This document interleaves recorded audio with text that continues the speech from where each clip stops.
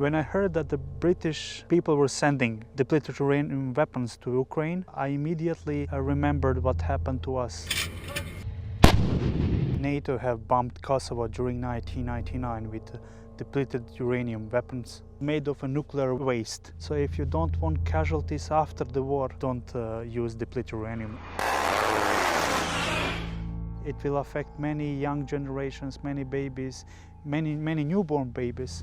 We have made clear, including through our Office of Disarmament Affairs, concerns about any use of depleted uranium anywhere. Depleted uranium was not only used in Kosovo, but also in Iraq. And you could learn from the foreign babies being born, very rare cancers. Please don't do it.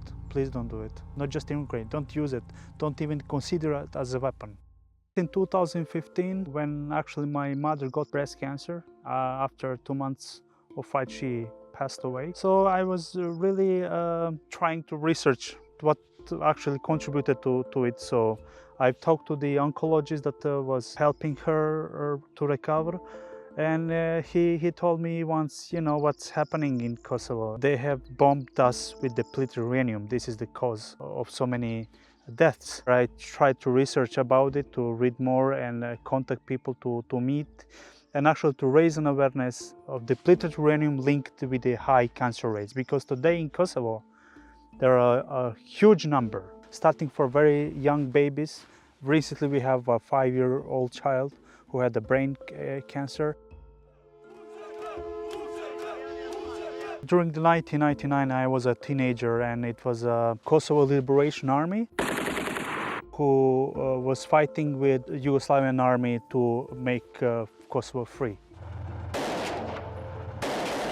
NATO was supporting KLA during 1999 and afterwards, of course. NATO wanted to bomb military places, but in fact there were many other places that they have bombed where civilians were living. In the village where we live, there were 9 bombs hit by NATO at range of 2 minutes. The first bomb, you just confused what happens. You're not even aware of what it is. But the second one have actually, you felt a hot air had to fall down because it was quite a pressure of the air on you. NATO says that there is nothing to worry about. There have been health studies done on depleted uranium munitions. It is not a radioactive threat. But looking at their map that they have provided, you could see 100 places where they have actually bombed with depleted uranium. And that usually happened in most of the places where people live. I have been visiting many of those places. Even after 24 years, it is very much easy to link it with the high levels of cancer and other malignancy illnesses. And it's not only on the Serbian side, but if you talk to any Albanian, they will tell you the same story. We found a KLA veteran who talked about this, and he was not very happy because he knew that his people were suffering in the area.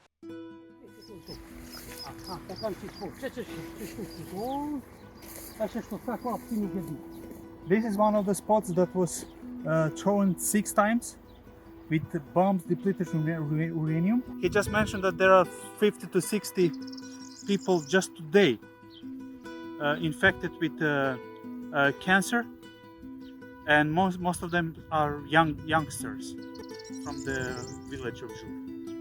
So there's a group of people that I have formed myself, and we often try to do projects which will somehow decrease cancer. We have covered 14 bombed sites with the healthy soil. We have planted grass on top. We are not experts in decontamination, but we try to somehow decrease the risk of cancer.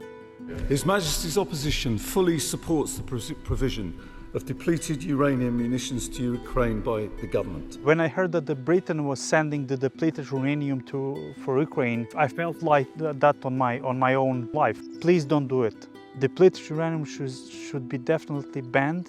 Depleted uranium is not an option to use in a war. If you are watching this and you are a doctor or a scientist, please come to Kosovo.